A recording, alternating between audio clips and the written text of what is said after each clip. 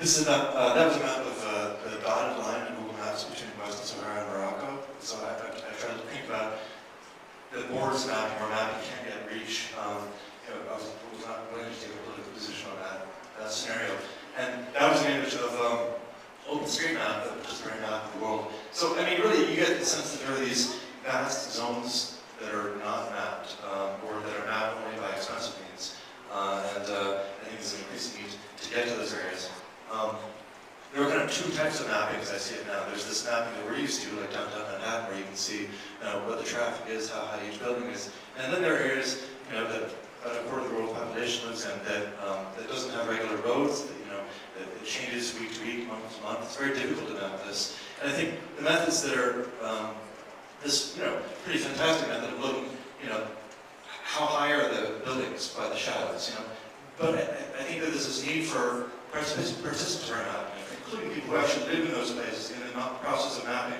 And that can't be done by using expensive satellite imagery. This is a map drawn by some kids outside of Bangalore. And you can see that they get every single building. They know actually who lives there. That's part of their community. And taking those maps, using MapWorker, I don't know if maybe you guys started using this, but you can actually take those drawn images and stretch them onto a GIS or like a Google Maps interface.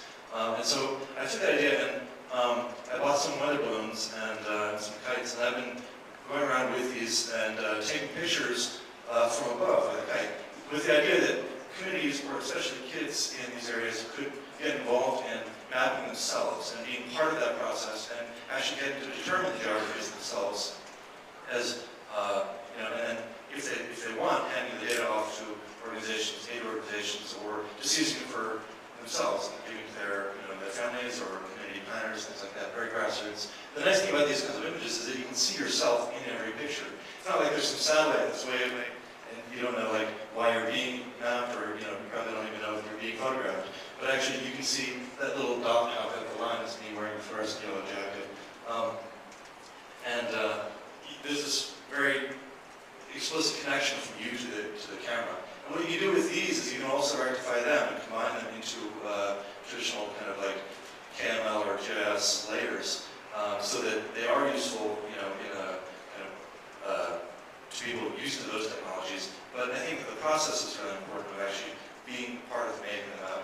And then once you have a map that actually is rectified, you can do all kinds of things with it. Like you can print it out with unique codes so that people can use a text message to report data about a location. You can even use the strings. Like if you know the street names after you've done the mapping, you can send a text message, and this is a project I did in 2008, mapping urban wildlife. And so you can text in pigeons at Union Square, that's 8th Avenue. And you can actually geocode those locations just with that string and get a latitude longitude lock on it. There's some more kind of crazy ideas. I'm working with using a camera phone to try to measure the height of the sun above the horizon.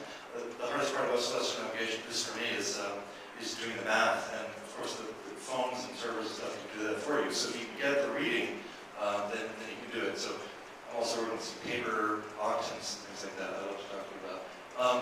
But I guess I'm about to leave in a few weeks for a trip for about a month in Lima, Peru, in some settlements outside of that city, to work with kids there to produce their own description of the community and really use mapping as a form of expression. I think that there is useful quantitative data that can be pulled from this, but really it's about making sure that this community has the tools to do community-based planning.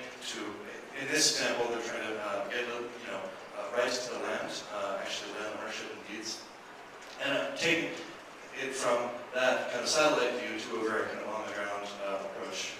I think is pretty important. So I have a bunch of kites and cameras. I don't know if it's cool to just go outside and fly a camera on it, but we should try that.